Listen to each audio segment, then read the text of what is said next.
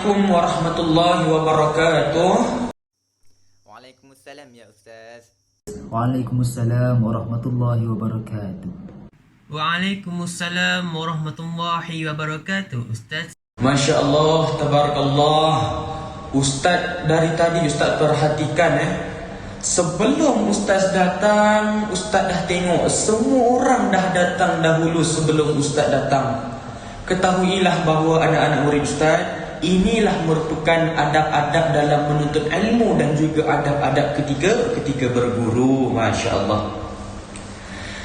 InsyaAllah, alhamdulillahirabbil alamin wa bihi nasta'in ala umuri dunya waddin, wassalatu wassalamu ala asyrafil anbiya'i wal mursalin sayyidina wa maulana Muhammadin wa ala alihi wa sahbihi ajma'in, amma ba'du. InsyaAllah, pada hari yang penuh keberkatan ini kita akan menyambung pengajian tafsir kita pada hari ini, iaitu pada surah Al-Kahfi ayat 108 hingga 110. Sebelum Ustaz memulakan pengajian kita pada hari ini, Ustaz ingin menanyakan kepada anak-anak murid Ustaz, semua dah bawa Al-Quran dah? Dah bawa dah? Alhamdulillah ada Ustaz. Alhamdulillah ada Ustaz. Alhamdulillah ada, Ustaz. Alhamdulillah, Masya Allah. Baik, kita akan teruskan InsyaAllah Ustaz akan bacakan dulu ayat 108 hingga 110.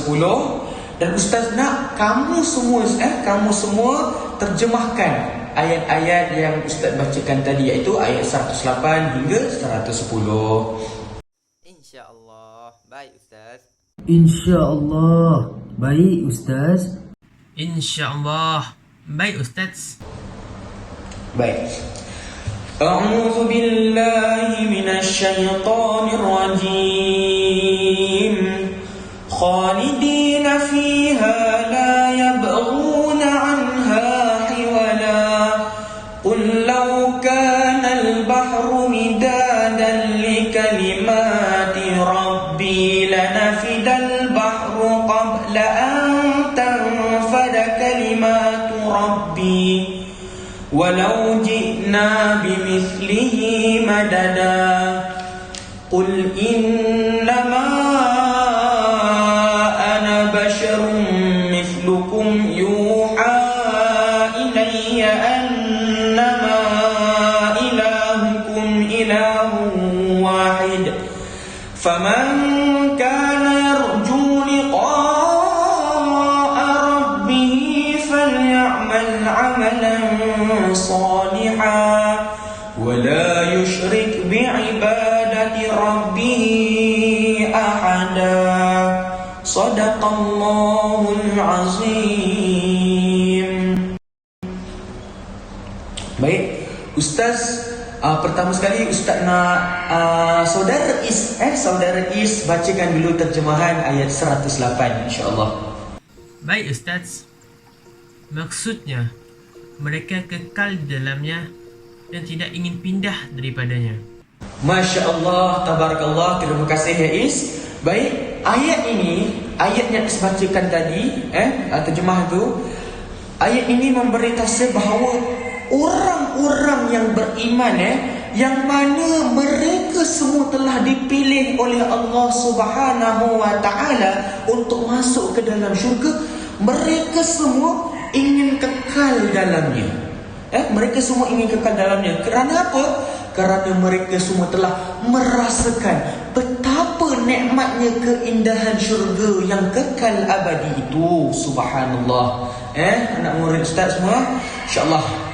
Baik, sekarang ini Ustaz nak Nafis pula baca terjemahan ayat 109.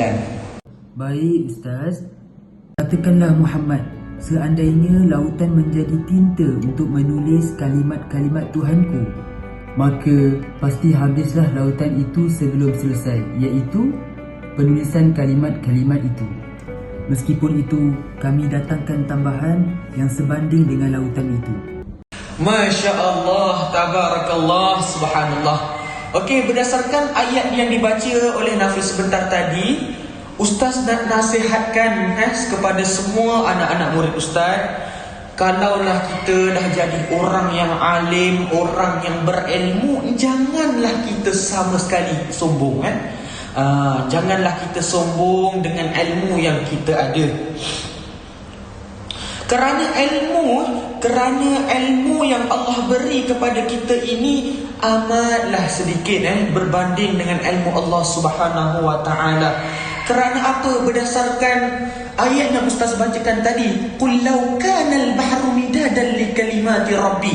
Kalaulah lautan itu dijadikan tinta, iaitu dijadikan dakwat untuk menulis kalimah-kalimah Allah, nescaya keringlah air laut itu sebelum habisnya kalimat-kalimat Allah. Walaupun kami datangkan lagi lautan air laut itu sebanyak itu, maka tetap kering air lautan itu, akan tetapi ilmu Allah itu takkan pernah habis. Subhanallah. Baik Ustaz. Subhanallah. Baik Ustaz. Subhanallah. Baik Ustaz. Baik, sekarang Ustaz nak Aiman pula baca terjemahan ayat 110. Baik Ustaz. Maksudnya ialah, katakanlah wahai Muhammad, sesungguhnya aku ini hanya seorang manusia, sama seperti kamu, yang diwahyukan kepadaku bahawa sesungguhnya Tuhan kami itu adalah Tuhan yang Maha Esa.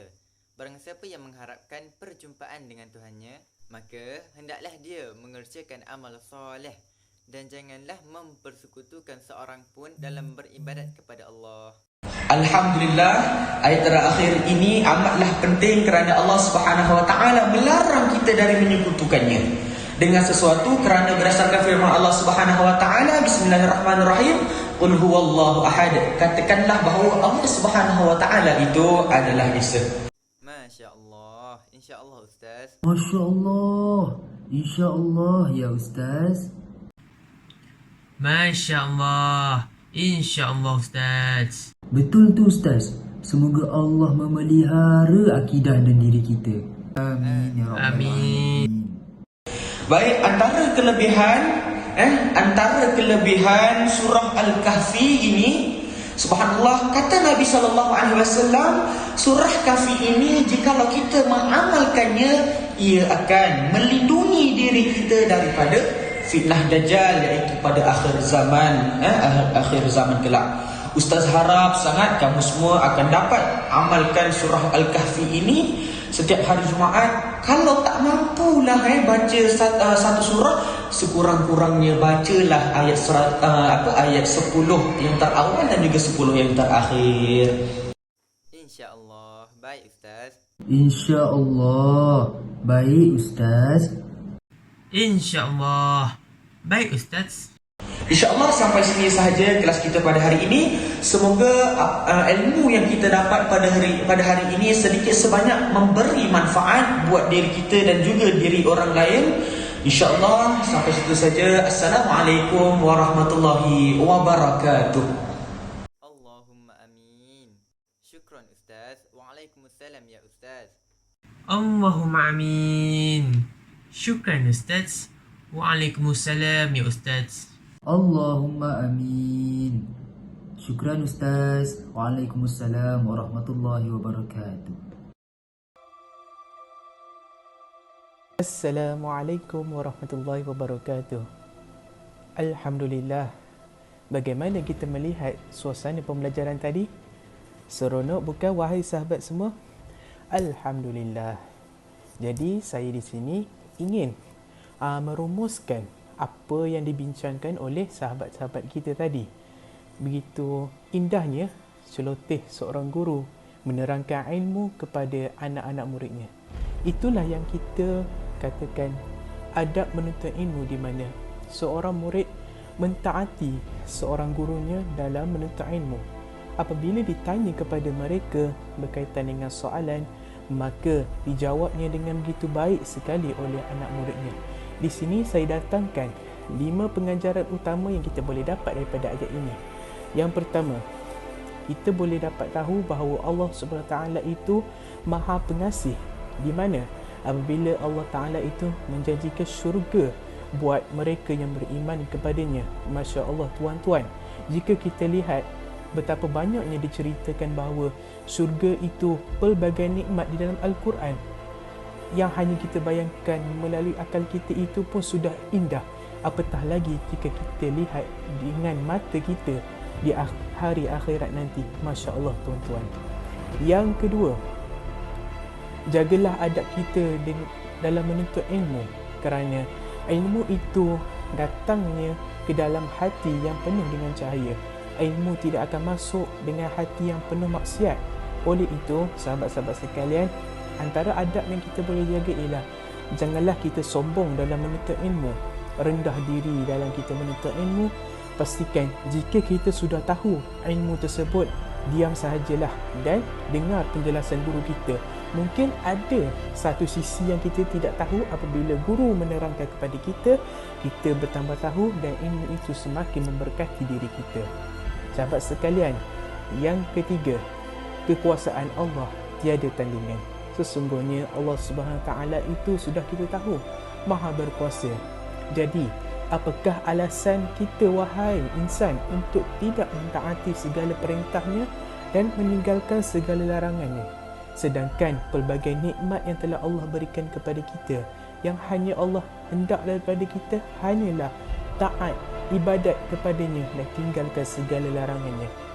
Udara, oksigen yang kita sedut ini percuma. Kalau kita pergi kedai, berapa satu tong tu? RM21. Allah Ta'ala bagi free of charge. Memang percuma. Namun, adakah di hati kita ini muncul tanda syukur? Fikirkanlah wahai sahabat-sahabat sekalian. Yang keempat, lakukanlah kebaikan dan tinggalkanlah keburukan. Sebagai manusia, kita tidak terlepas daripada segala perkara keburukan. Dosa pun kita tidak terlepas. Akan tetapi ingatlah Allah Ta'ala itu Maha Pengampun, Maha Pengasihani. Sesiapa yang berharap untuk bertemu dengan Allah Ta'ala, hendaklah dia lakukan kebaikan, bersihkan diri, tazkiyatun nafs, sucikan diri kita, yang mana dosa-dosa ini boleh dibersihkan dengan hati yang tenang, seperti hati yang dipenuhi dengan zikir, dengan Al-Quran dan juga diri yang penuh dengan ibadat. Yang terakhir, sahabat-sahabat sekalian, yang sangat penting, janganlah kita mensyirikkan Allah. Ini ialah satu perkara yang perlu dititik beratkan. Mensyirikkan Allah adalah satu perkara yang tidak patut untuk seluruh umat manusia. Sekian, wabillahi taufiq wa hidayah. Wassalamualaikum warahmatullahi wabarakatuh. Ma'assalamah wa ilal liqa.